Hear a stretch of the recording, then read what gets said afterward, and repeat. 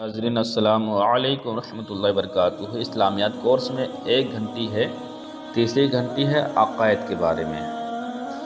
ہمارا اور آپ کا اسلامی ماں اور بہنوں کا عقیدہ کیسا ہونا چاہیے؟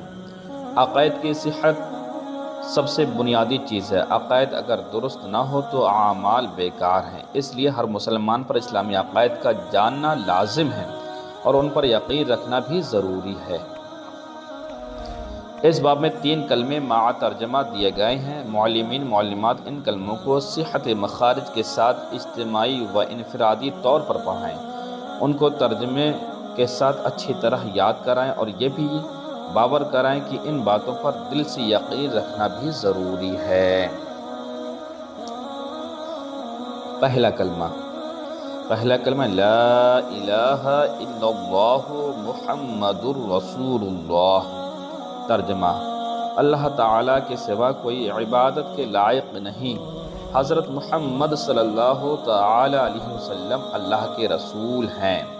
وقت مقررہ مکتبہ میں 2 مہینے تک اسی کلمے کو بار بار پڑھایا جائے، پریکٹس کرائی جائے۔ دوسرا کلمہ ہے کلمہ شہادت۔ اشہد ان لا الہ الا اللہ وحدہ لا شریک لہ وَأَشْهَدُ أَنَّ مُحَمَّدًا عَبْدُهُ وَرَسُولُهُ۔ ترجمہ: میں گواہی دیتا ہوں کہ اللہ کے سوا کوئی معبود نہیں، وہ اکیلا ہے، اس کا کوئی شریک نہیں، اور میں گواہی دیتا ہوں کہ بے شک حضرت محمد صلی اللہ تعالی علیہ وسلم اللہ کے بندے اور اس کے رسول ہیں۔ وقت مقررہ 3 مہینے۔ اس کلمے کی پریکٹس دوسرے کلمے کے 3 مہینے تک کرائی جائے۔